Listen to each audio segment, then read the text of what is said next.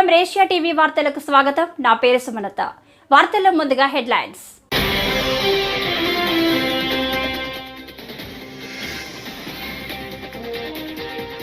రాజధాని విధ్వంసంతో భవిష్యత్తును నాశనం చేశాడు.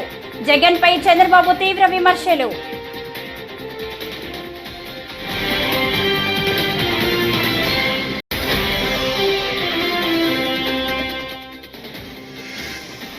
ఏపీకి ప్రత్యేక హోదాపై స్పందించిన కేంద్ర మంత్రి శ్రీనివాస వర్మ.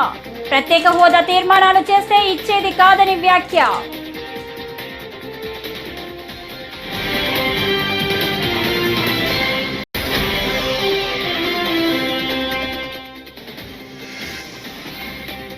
వైసీపీ అధినేత జగన్ ను క్యాంప్ ఆఫీస్ లో కలిసిన పార్టీ కీలక నేతలు.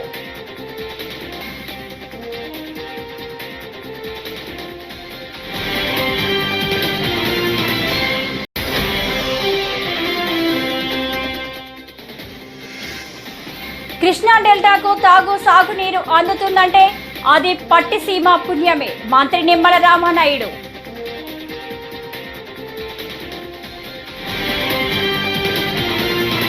ఇక డీటెయిల్స్ చూస్తే, రాజధాని అమరావతిపై ఆంధ్రప్రదేశ్ ముఖ్యమంత్రి చంద్రబాబు నాయుడు బుధవారం శ్వేతపత్రం విడుదల చేశారు. ఉద్యోగ ఉపాధి కోసం తాను అమరావతిని నిర్మించాలని చూస్తే జగన్ విధ్వంసం సృష్టించారని విమర్శించారు.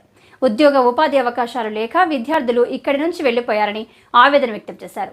జగన్ ప్రభుత్వం చేసిన అరాచక పనుల కారణంగా వరల్డ్ క్లాస్ క్యాపిటల్ గా మారాల్సిన అమరావతి ఇప్పుడు దెబ్బతిన్నదన్నారు. అమరావతిలో అభివృద్ధి ఆగిపోయిందన్నారు. Prajavedika, no return orders, no accountability, జవాబుదారీతనం లేదు. ఒక చిన్న ప్రాపర్టీ కొట్టాలన్నా నిర్ణయం చేసేటప్పుడు ప్రాపర్ ప్రొసీజర్ ఫాలో కావాలి. ఎలాంటి ప్రొసీజర్ ఫాలో కాకుండా ఇది చేయడం, అక్కడి నుంచి 3 రాజధానులు అనౌన్స్ చేయడం, ఆ నుంచి బీసీజీ రిపోర్ట్ ఒకటి తేవడం, జిఎన్ రావు కమిటీ వేయడం, కేబినెట్ సబ్ కమిటీలు వేయడం, ఎన్ని విన్యాసాలు చేయాలనో అన్ని విన్యాసాలు చేసి విధ్వంసానికి ఏం చేయాలని అన్ని చేసే పరిస్థితి. ఈ విధంగా ఉన్నటువంటి ప్రజావేదిక ఈ విధంగా తయారు చేశారు. అది అట్లనే ఉంది ఇప్పటికి కూడా. దాన్ని కూడా మిమ్మల్ని కూడా అడిగాం. చాలా మంది అంటున్నారు శాశ్వతంగా అట్లనే ఉండాలి, అక్కడి నుంచే స్ఫూర్తి రావాలి, ప్రజల్లో కూడా కసి పెరగాలి. అది చూసినప్పుడంతా కసి పెరిగి మేమందరం కలిసి రాష్ట్రాన్ని అభివృద్ధి చేయాలనే కక్షతో పనిచేసే పరిస్థితి రావాలని చెప్పి కోరుతున్నారు. అది కూడా ఒకసారి ఆలోచించి సబబుగా అనిపిస్తుంది. మనం దాన్ని అట్లే పెట్టాల్సిన అవసరం ఉంది. హైదరాబాద్లో నేను ఒక రాక్స్ అన్ని ఒక రాక్ గార్డెన్ పెట్టా. భవిష్యత్తు తరాలు చూడాలంటే ఈ ప్రాంతం ఏ విధంగా ఉందో ఆ రాక్ గార్డెన్కి పోతే ఈ విధంగా రాళ్లు ఉండేటివి, ఇక్కడి నుంచి ఈ మహానగరం వచ్చిందని చూడడానికి ఆ రోజు పెట్టాం. నెక్స్ట్ ఇక్కడికి వచ్చినప్పుడు 1631 రోజులు ప్రపంచంలో ఎక్కడా ఇంత ప్రొటెస్ట్ ఉండదు. ఎన్ని అవమానాలు పొందాలో అన్ని అవమానాలు పొందారు. రాష్ట్ర భవిష్యత్తుకు ముందుకొచ్చారు. సెంటిమెంట్ వదులుకొని రాష్ట్రం బాగుంటే మేం బాగుంటాం ఉదారంగా ఆ రోజు భూమి ఇచ్చారు. పట్టిసీమ ఎత్తిపోతల పథకం ద్వారా కృష్ణా డెల్టాకు రాష్ట్ర జలవనరుల శాఖ మంత్రి నిమ్మల రామానాయుడు నీటిని విడుదల చేశారు.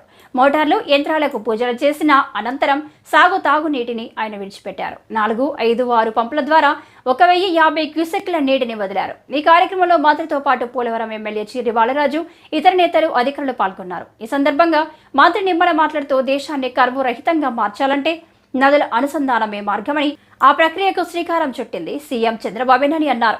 5 ఏళ్ల తర్వాత గోదారమ్మ పరవళ్లు తొక్కుతుంటూ కృష్ణమ్మ వైపు పరుగులు పెడుతూ వస్తుందని తెలిపారు.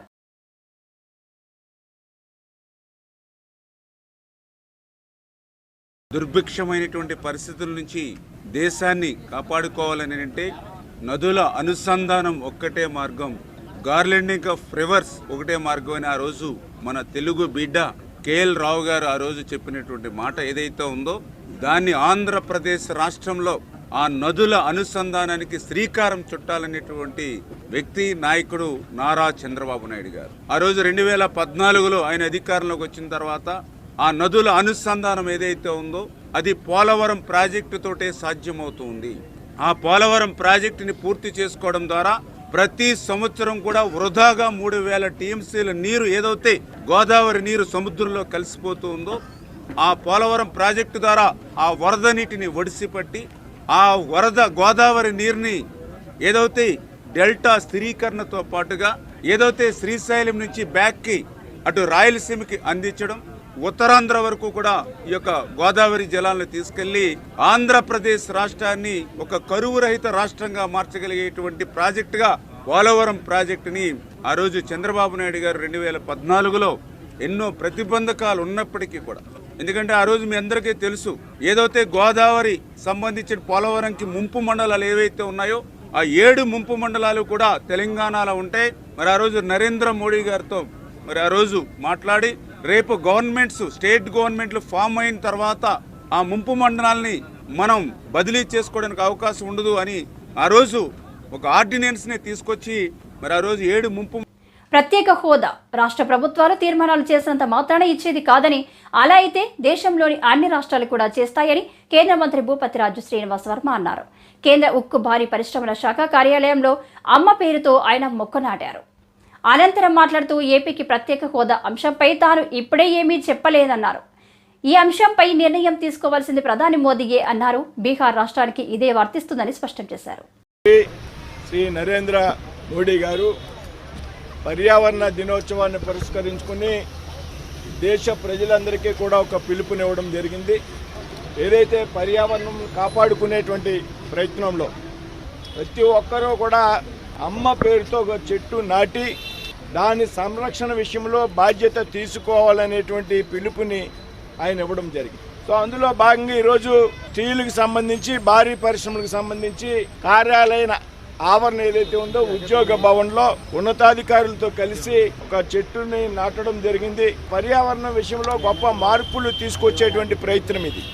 ఇవాళ అదో కూడా పార్లమెంట్ సభ్యులందరితో కూడా ఈవినింగ్ ఆయన సమావేశం ఏర్పాటు చేశారు. అక్కడ మేము ఆయన్ని కలవడం జరుగుతుంది. ఏదైతే ఇప్పటికే ఆంధ్రప్రదేశ్ సంబంధించి అనేక విషయాల్లో మేము కొన్ని విషయాల్ని పరిశీలించడం జరిగింది. ముఖ్యమంత్రి గారితో కూడా సమావేశం అయ్యాక ఈ ఆంధ్రప్రదేశ్ రాష్ట్ర అభివృద్ధికి కేంద్రం నుండి ఏ విధమైనటువంటి సహకారం కావాలనేటువంటి విషయాల మీద లోతుగా ఆలోచన చేసి తప్పనిసరిగా ఆ దిశగా కేంద్రం ముందుకు వెళ్తుందనేటువంటి విషయాన్ని చెప్తున్నాం. ఇప్పుడు విభజన చట్టం అనేది మేము ఆవేళ ఏదైతే ఫైనాన్స్ కమిషన్ ఉన్నటువంటి అభ్యంతరాల దృష్ట్యా ఏదైతే ప్రత్యేక హోదాలో ఉన్నటువంటి విషయాలన్నింటినీ కూడా ప్రత్యేక ప్యాకేజీ ద్వారా ఇవ్వడానికి ఆవేళ కేంద్ర ప్రభుత్వం సిద్ధపడింది. ఈపాటికే ఏదైతే హోదాలో ఉన్నటువంటి అనేక అంశాలని ఈపాటికే ఫుల్ఫిల్ చేయడం జరిగింది ఆంధ్రప్రదేశ్ రాష్ట్రానికి సంబంధించి కేంద్రం. ఇంకేమైనా ఉంటే కూడా ఇవాళ కేంద్రంలో రాష్ట్రంలో ఒకే కూటమికి సంబంధించినటువంటి ఎన్డీఏ. వైఎస్ఆర్సీపీ అధ్యక్షులు వైఎస్ జగన్మోహన్ రెడ్డితో పార్టీ నేతలు సమావేశమయ్యారు. బుధవారం తాడేపల్లి క్యాంపు కార్యాలయంలో వైఎస్ జగన్తో పలువురు పార్టీ నేతలు భేటీ అయ్యారు. వైఎస్ జగన్ను కలిసిన వారిలో ఎమ్మెల్సీ ఇస్సాక్, మాజీ ఎమ్మెల్యే కలివేటి సంజీవయ్య, పార్టీ రాష్ట్ర కార్యదర్శి బుడ్డా శేషారెడ్డి, ముఖ్య నాయకులు, ఇటీవల ఎన్నికల్లో పోటీ చేసిన అభ్యర్థులు ఉన్నారు. ఎన్నికల ఫలితాలు, భవిష్యత్తు కార్యాచరణతో పాటు పలు అంశాలపై చర్చించారు.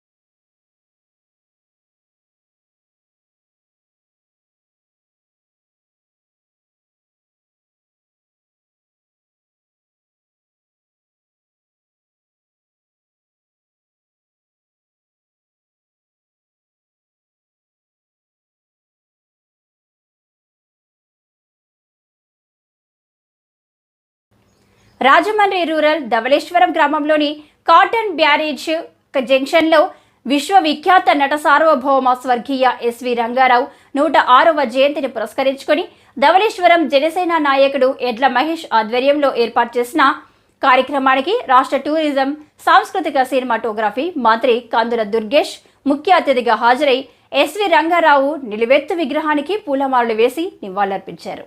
ఆయన మాట్లాడుతూ తెలుగువారి గుండెల్లో ఎప్పటికీ ఎస్వి రంగారావు సజీవంగా ఉంటారని కొనియాడారు. ఈ కార్యక్రమంలో ధవళేశ్వరం పట్టణ జనసేన, టీడీపీ, బీజేపీ కార్యకర్తలు, అలాగే స్వర్గీయ ఎస్వి రంగారావు అభిమానులు పాల్గొన్నారు.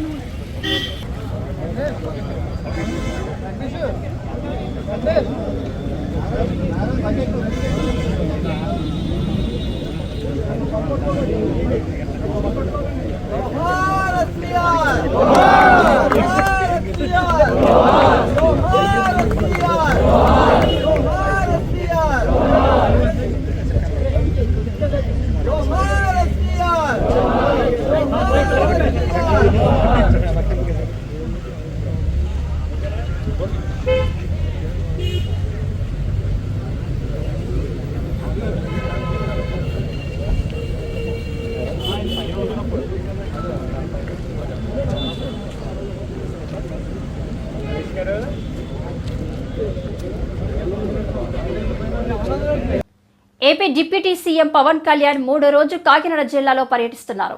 ఈ సందర్భంగా జనసేనానికి స్థానిక నేతలు, జనసేన కార్యకర్తలు ఘన స్వాగతం పలికారు. ఇక ఈ పర్యటనలో భాగంగా ఆయన సూరప్ప తాగునీటి చెరువు, వాకతిప్ప ఫిషింగ్ హార్బర్తో పాటు ఉప్పాడలో కోతకు గురైన తీర ప్రాంతాన్ని పరిశీలించారు. తుఫాన్ పరిస్థితులపై ఫోటో గ్యాలరీని కూడా పరిశీలించారు. ఈ సందర్భంగా తీర ప్రాంతం కోతకు గురికాకుండా తీసుకోవాల్సిన చర్యలపై పవన్ అధికారులతో చర్చించినట్లు సమాచారం.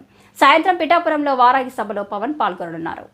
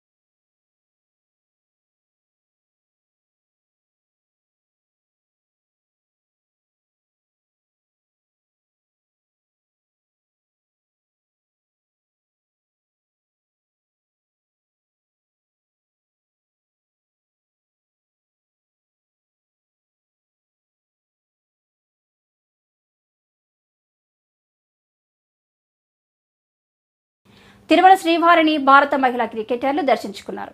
బుధవారం వీఐపీ ప్రారంభ విరామ దర్శన సమయంలో హార్మన్ ప్రీత్ కౌర్, షఫాలి వర్మ, రేణుకా ఠాగూర్, దీప్తి శర్మ తదితరులు స్వామివారి సేవలో పాల్గొన్నారు. వారికి ఆలయ అధికారులు స్వాగతం పలికి దర్శన ఏర్పాట్లు చేశారు. మహిళా క్రికెటర్లను చూసిన భక్తులు వారితో ఫోటోలు దిగేందుకు ఎగబడ్డారు.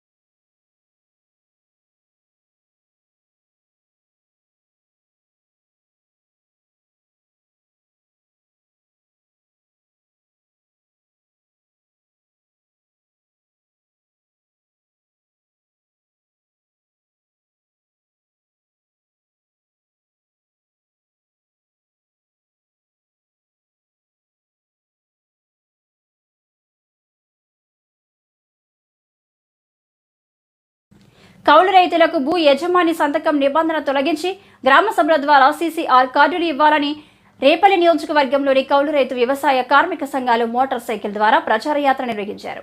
రేపు నియోజకవర్గంలో కౌలు రైతుల యాత్ర జరిగింది. కార్యక్రమంలో వ్యవసాయ కార్మిక సంఘం బాపట్ల జిల్లా కార్యదర్శి కృష్ణమోహన్, కౌలు రైతు సంఘం నాయకులు ఆగస్టు, మణిలాల్, మనోజ్ పాల్గొన్నారు.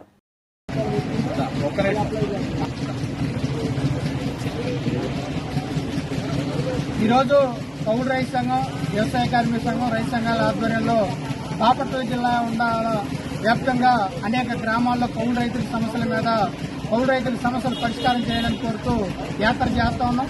యాత్రలో ముఖ్యంగా ఏంటంటే రాష్ట్రంలో భూమి లేని పేదలు ఎక్కువ మంది కౌలు రైతులుగా ఉన్నారు.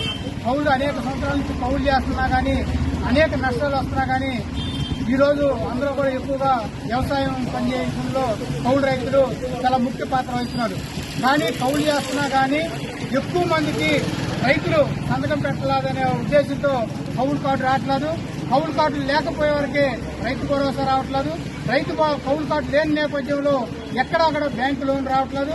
అలాగే ఏదైనా నష్టపరిహారం జరిగినా కానీ, తుఫాను ఇటువంటి జరిగినా కానీ నష్టపరిహారం లేని పరిస్థితి ఉంది. ఈ నేపథ్యంలో మేము వ్యవసాయ కార్మిక సంఘం, కౌలు రైతు సంఘంగా మేము ఈ రాష్ట్ర ప్రభుత్వం డిమాండ్ చేస్తున్నామంటే, గత ప్రభుత్వం భూ యాజమాన్య సంతకం ఉంటేనే కౌలు కార్డు అనే నిబంధన పెట్టింది. మీరు చిత్తశుద్దితో ఎన్నికల్లో చాలా మెజార్టీతో గెలిచారు. కౌలు రైతుల పట్ల, పేదల పట్ల చిత్తశుద్ది ఉంటే ఏదైతే గత ప్రభుత్వం నిబంధన పెట్టిందో రైతు ఆమోదం అనేది ఆ నిబంధన తీసేసి ఈ రాష్ట్రంలో సాగు చేస్తున్న ప్రతి ఒక్క కౌలు రైతులకు కూడా రైతుతో సంబంధం లేకుండా వ్యవసాయం చేస్తున్నారనే నేపంతో ఖచ్చితంగా కౌలు కార్డు ఇవ్వమన్నాం. అలాగే కౌలు కార్డు వచ్చిన తర్వాత ప్రతి ఒక్కరు కూడా సేల్ ఆఫ్ ఫైనాన్స్ ప్రకారం కూడా బ్యాంకు లోన్ ఇవ్వాలని మేము కోరుతున్నాం. ఈ రాష్ట్ర ప్రభుత్వాన్ని మేము ఈ జిల్లా వ్యాప్తంగా అన్ని గ్రామాల్లో కౌలు రైతుల్ని అవేర్నెస్ తీసుకొచ్చే దానిలో భాగంగా ఈ రోజు ఈ రేపల్లి నియోజకవర్గంలో అనేక గ్రామాల్లో పర్యటిస్తున్నాం. ఈ రాష్ట్ర ప్రభుత్వం ఇప్పటికైనా కానీ గత ప్రభుత్వం చేసిన తప్పుని సమీక్షించి ఖచ్చితంగా కౌలు రైతులందరికీ న్యాయం చేయాలని కూడా కోరుతున్నాం. అందులో భాగంగానే రెవెన్యూ శాఖ మంత్రి గారు ఈ రేపల్లి నియోజకవర్గానికి ప్రాధాన్యత ఇస్తున్నారు. ఈ డెల్టా ప్రాంతంలో రాష్ట్రంలో ఈ ప్రాంతంలోనే ఎక్కువ మంది కౌలు రైతులు ఉన్నారు కాబట్టి ఖచ్చితంగా రాష్ట్ర ముఖ్యమంత్రి గారు ముఖ్యమంత్రి గారు దృష్టికి తీసుకెళ్లి ఖచ్చితంగా న్యాయం చేయాలని మేము ఈ సందర్భంగా కోరుతా ఉన్నాం. గుంటూరు ప్రభుత్వ ఆసుపత్రిలో రోగులకు మౌలిక సౌకర్యాలు కల్పించేందుకు అధిక ప్రాధాన్యత ఇస్తామని GGH superintendent doctor Kiran Kumar తెలిపారు. రోటరీ క్లబ్ సహాయంతో రోగుల కోసం సిమెంట్ బెంచీలను మంగళవారం ఏర్పాటు చేశారు. రోగులకు మరిన్ని సౌకర్యాలు కల్పించేందుకు దాతలు సహకరించాలన్నారు. పేదలకు మెరుగైన వైద్య సేవలు అందిస్తామని డాక్టర్ కిరణ్ కుమార్ వెల్లడించారు. దగ్గర అయితే మాత్రం గతంలో చాలా అస్తవ్యస్తంగా నాకు కనబడింది. టోటల్గా అయితే లోపల నెంబర్ 2 దగ్గర ఒక కుమ్ములాట, దెబ్బలాట, అసలు ఎలా ఉందంటే చిరంజీవి సినిమా ఫస్ట్ షోకి ఎలా ఉంటుందో అలా ఉండేది. సో ఎవరైనా చనిపోతారు ఆ తౌపిళ్ళ అని కూడా నేను చాలా భయం వేస్తూ ఉండేది. సో ఈ క్రమంలో ఏం చేయాలన్నప్పుడు ఉన్న రిసోర్సెస్లో మన దగ్గర ఉన్న లిమిటెడ్ డబ్బులతో ఏం చేయాలన్నప్పుడు మాస్ క్యాన్ సెంటర్ ఆదినారాయణ 2 లక్షలు ఇవ్వటం, అలానే ఒక కౌంటర్స్ ఆరంభించడానికి ఒక అంకురార్పణ చేసింది మాత్రం మాస్ క్యాన్ సెంటర్ ఆదినారాయణ కాబట్టి ఆదినారాయణ గారికి ఒకసారి చేతులెత్తి నమస్కరిద్దాం. అలానే మేము కూడా వెంటనే మనకు కొద్దిగా ఈ రిపేర్ వర్క్స్ వాటికి కొంత డబ్బులు రావడం, అవి మనం ఎలా చేయాలనే ఉద్దేశంతో ఇక్కడ ఒక షెడ్ వేయాలనే ఆలోచన మాకు వచ్చింది. ఆ షెడ్ అయితే మాత్రం ఇప్పుడు ఒక రూప్ వచ్చింది. తర్వాత ఎక్స్టెన్షన్ కూడా మనం చేస్తున్నాం. ఇప్పుడు ఓపీ కౌంటర్లు అయితే 11 పెట్టాం. అలానే రాగల రోజుల్లో ఒక ల్యాబ్ కౌంటర్స్ కూడా ఒక 6-7 కౌంటర్స్ పెట్టడానికి కూడా ప్లాన్ చేస్తా ఉన్నాం. అదేవిధంగా ఇక్కడ చూస్తే మనం 2 టీవీలు పెట్టాం. 3వ టీవీ కూడా పెట్టాల్సిన అవసరం ఉంది. ప్రజలకి ఇక్కడ ఏం జరుగుతుంది, ఏ వైద్య సౌకర్యం. శ్రీకాళహస్తి పట్టణంలో మున్సిపల్ కార్యాలయంలో బుధవారం మీడియా సమావేశం నిర్వహించారు. ఈ సమావేశానికి మున్సిపల్ కమిషనర్ రమేష్ బాబు మీడియాతో మాట్లాడుతూ శ్రీకాళహస్తి మున్సిపాలిటీ పరిధిలో ఎన్టీఆర్ సామాజిక భద్రతా పెన్షన్లు పంపిణీ 2 రోజుల్లో రికార్డు స్థాయిలో పంపిణీ చేయడంపై హర్షం వ్యక్తం చేశారు. సచివాలయం సిబ్బంది, స్థానికుల నాయకులతో సహకారాలతో పెన్షన్దారులకు 100% పెన్షన్లు పూర్తి చేశామన్నారు. అందరికీ నమస్కారం. జూలై 1వ తారీఖు నిన్నటి నుంచి ఈ పెన్షన్ల పంపిణీ కార్యక్రమం మన శ్రీకాళహస్తి పట్టణంలో ప్రారంభించుకోవటం జరిగింది. నిన్న ఉదయం నుంచి సాయంత్రం లోపల 96% పెన్షన్లు పంపిణీ పూర్తి చేశాం. సచివాలయ సిబ్బంది ద్వారా ఎటువంటి ఇబ్బంది లేకుండా పెన్షన్దారుల ఇళ్ల వద్దకే వెళ్ళి వాళ్ళకి పెన్షన్లు అందించడం జరిగింది. అలాగే గౌరవ శాసనసభ్యులు బొజ్జల వెంకట సుధీర్ రెడ్డి గారి ఆదేశాల మేరకు ఎక్కడా కూడా పెన్షన్దారులను ఇబ్బంది పెట్టకుండా వాళ్ళ ప్రజాప్రతినిధుల సహకారంతో, మీడియా మిత్రుల సహకారంతో కూడా దాదాపు పెన్షన్లు అందరినీ కూడా నిన్న కలిసి వారికి స్వయంగా మన గౌరవ ముఖ్యమంత్రి చంద్రబాబు నాయుడు గారు అందించిన 7,000 రూపాయలను వాళ్ళకి చేర్చడం జరిగింది. అలాగే రిమైనింగ్ హాస్పిటల్స్ ఉన్నోళ్ళు కానీ, లేకపోతే అందుబాటులో వేరే ఊర్లో ఉన్నోళ్ళు కానీ ఈరోజు కూడా రమ్మన్నాము. వాళ్ళందరూ కూడా ఉదయం నుంచి అందుబాటులోకి వస్తున్నారు. వాళ్ళకు కూడా ఈరోజు సాయంత్రం లోపల పూర్తి చేసి 100% ఇచ్చేదానికి చర్యలు తీసుకుంటున్నాం. ఈ కార్యక్రమంలో, మహోత్తర కార్యక్రమంలో సహకరించిన ప్రతి ఒక్కరికి కూడా మా సిబ్బంది అందరికి కూడా అభినందనలు తెలియజేస్తూ, రాబోయే నెలల్లో కూడా ఇటువంటి సర్వీస్ని మన శ్రీకాళహస్తిపట్నంలో మున్సిపాలిటీ ద్వారా కూడా అందిస్తామని ఈ సందర్భంగా తెలియజేస్తూ సెలవు తీసుకున్నాను. Thank you. లోక్సభలో కాంగ్రెస్ నేత రాహుల్ గాంధీ చేసిన వ్యాఖ్యలపై బీజేపీ నేత శివరామకృష్ణంరాజు అభ్యంతరం వ్యక్తం చేశారు. బిక్కవోలు మండలం బాలభద్రపురంలో బుధవారం జరిగిన మీడియా సమావేశంలో ఆయన మాట్లాడారు. హిందువులపై రాహుల్ గాంధీ చేసిన వ్యాఖ్యలు సరికాదన్నారు. ప్రతిపక్ష నేతగా రాహుల్ గాంధీ తొలి ప్రసంగంలోని బాధ్యత రహిత వ్యాఖ్యలు చేశారని మండిపడ్డారు. ఇప్పుడు ఎన్నికల అనంతరం దేశవ్యాప్తంగా ఎన్నికలు పూర్తయిన తర్వాత పార్లమెంటు సమావేశాలు జరుగుతున్నాయి. ఆ పార్లమెంటు సమావేశాల్లో కాంగ్రెస్కి ప్రజలు ఏ విధంగా గుణపాఠం చెప్పారో మనందరికీ తెలుసు. అయినా కానీ కాంగ్రెస్ తన నీచ బుద్ధిని వదిలిపెట్టకుండా ఎవరైతే కాంగ్రెస్ అధినేత ఉన్నారో పార్లమెంటులో దేవాలయం లాంటి, ప్రజాస్వామ్యానికి దేవాలయం లాంటి పార్లమెంటులో నిన్న ప్రతిపక్ష హోదాలో ఉన్న రాహుల్ గాంధీ గారి మాటలు చాలా హేనీయంగా ఉన్నాయి. అది ఏం జరిగిందో మొత్తం హిందూ సమాజాన్ని అందరినీ ఒకే దృష్టితో చూస్తూ హిందూ సమాజాన్ని అందరినీ కూడా అహింసావాదులుగా ఉన్న హిందూ సమాజాన్ని హింసకు ప్రేరేపిస్తారని, అసత్యాలు మాత్రమే మాట్లాడతారని ఆయన తనకిష్టం వచ్చినట్టు మాట్లాడడాన్ని యావత్ హిందూ సమాజం, భారతదేశంలో ఉన్న అందరూ పెద్దలు కూడా ఖండించడం జరిగింది. దీనిపై భారతీయ జనతా పార్టీ దేశవ్యాప్తంగా తన నిరసన గళాన్ని వ్యక్తం చేస్తూ ఆంధ్రప్రదేశ్లో భారతీయ జనతా యువమోర్చా తరఫున ప్రతి జిల్లాలోని ఒక ప్రెస్ మీటు, నిరసన కార్యక్రమాన్ని ఏర్పాటు చేయడం జరిగింది. దీని బుద్ధిని ఏదైతే మూలంగా పెట్టుకున్నారో కాంగ్రెస్ పార్టీ ఎమర్జెన్సీ విధించి ప్రజల గొంతుకులను ఏ విధంగా నొక్కిందో ఇప్పుడు కులాలు, మతాలు ఆధారంగా మళ్ళీ తన ప్రాబల్యాన్ని తెచ్చుకోవడం కోసం ప్రజలు ఎన్నిసార్లు బుద్ధి చెప్పినా, మూడవసారి కూడా ప్రతిపక్ష హోదాకే పరిమితం చేసినా కానీ తన బుద్ధిని పోనించుకోకుండా ఈ విధంగా చేయడాన్ని భారతీయ జనతా యువమోర్చా తరఫున మేము తీవ్రంగా ఖండిస్తున్నాం. వాలంటీర్లు లేకుండానే పెన్షన్లు పంపిణీ చేసిన ఘనత ఎన్డీఏ ప్రభుత్వానిదని ఎమ్మెల్యే నల్లమిల్లి రామకృష్ణారెడ్డి అన్నారు. అనపర్తి మండలం రామవరంలో ఆయన మీడియాతో మాట్లాడారు. వాలంటీర్లు లేకుండా పెన్షన్లు పంపిణీ జరగదంటూ జగన్ వృద్ధులను ఎన్నో ఇబ్బందులు గురిచేశారన్నారు. ఎన్డీఏ కూటమి ప్రభుత్వం ఒక్క రోజులో అధికారులకు, కార్యకర్తలకు 98% పెన్షన్లు పంపిణీ పూర్తి చేశారన్నారు. అత్యద్భుతంగా, ఎవరు ఊహించని విధంగా, ఊహలకు అందని విధంగా ఒక్క రోజులో దాదాపు 98% పెన్షన్ల పంపిణీ కార్యక్రమం పూర్తయింది. నిన్నటి జరిగిన కార్యక్రమంతో ఎన్నికల ముందు 3 మాసాలు జగన్మోహన్ రెడ్డి చేసిన జగన్మాయ ప్రజానీకానికి స్పష్టంగా అర్థమైంది. వాలంటీర్లు లేకుండా పింఛన్ల పంపిణీ కార్యక్రమం, ఇంటింటికి పింఛన్ల పంపిణీ కార్యక్రమం చేయడం అనేది అసాధ్యం అంటూ ఆ రోజు సిఎస్గా ఉన్న జవహర్ రెడ్డి గారు కానీ, ఇతర అధికారులు కానీ ఏ విధంగా పింఛన్దారుల్ని ఇబ్బందులకు గురి చేశారనేది ఆంధ్రప్రదేశ్ ప్రజానీకం చూసింది. ఆ రోజు Telugu Desam party, Bharatiya Janata party complaints ఇవ్వడం వల్ల, ఫిర్యాదులు చేయడం వల్ల పింఛనుదారులు, వృద్ధులు, వికలాంగులు ఇబ్బందులకు గురయ్యారని జగన్మోహన్ రెడ్డి గారు కానీ, వైసీపీ నాయకులు కానీ మాట్లాడిన విషయం కూడా అందరికీ తెలుసు. కానీ నిన్నటి రోజున వాలంటీర్లు లేకుండా సచివాలయ సిబ్బందితో మొత్తం రాష్ట్ర వ్యాప్తంగా అత్యద్భుతంగా పంపిణీ కార్యక్రమం సాగింది. దాదాపు 2 గంటలు, 2.5 గంటల పాటు సాంకేతిక సమస్యతో సర్వర్స్ డౌన్ అయి కార్యక్రమం కొంత అంతరాయం ఏర్పడినప్పటికీ కూడా సాయంత్రానికి పూర్తిగా ఆల్మోస్ట్ 1-2% తప్పించి పంపిణీ కార్యక్రమం అత్యద్భుతంగా సాగింది. అంటే జగన్మోహన్ రెడ్డి ఏ విధమైన వృద్ధుల్ని 3 నెలల పాటు ఇబ్బందులకు గురి చేశాడనేది నిన్నటి దాంతో ప్రజానీకానికి అందరికీ తేటతెల్లమైంది. అదేవిధంగా అనపర్తి నియోజకవర్గంలో తీసుకుంటే మొత్తం 40,769 మంది పెన్షన్దారులు ఉన్నారు.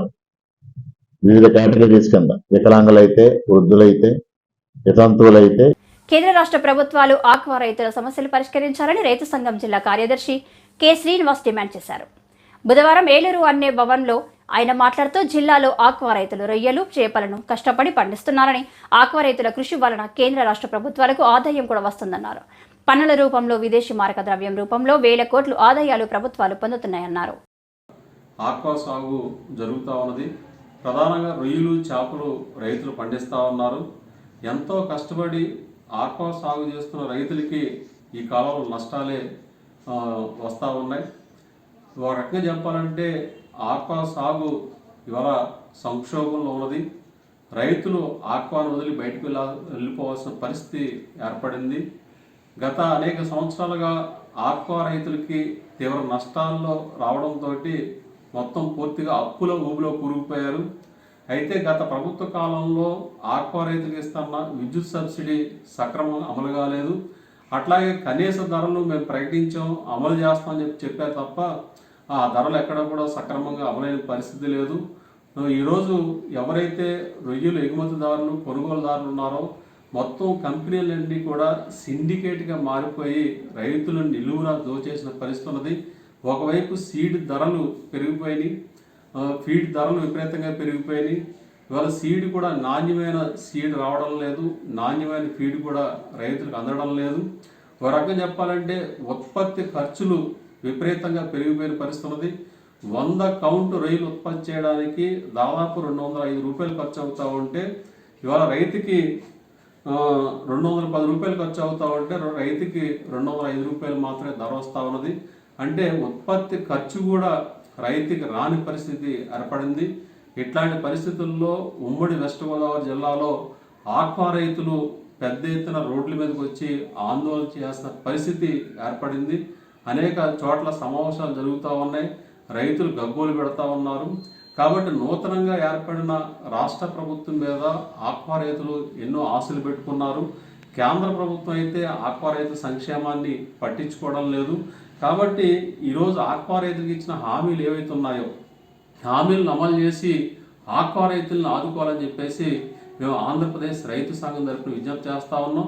ప్రధానంగా కనీస ఈ వార్తలు ఇంతటితో సమాప్తం. నమస్కారం.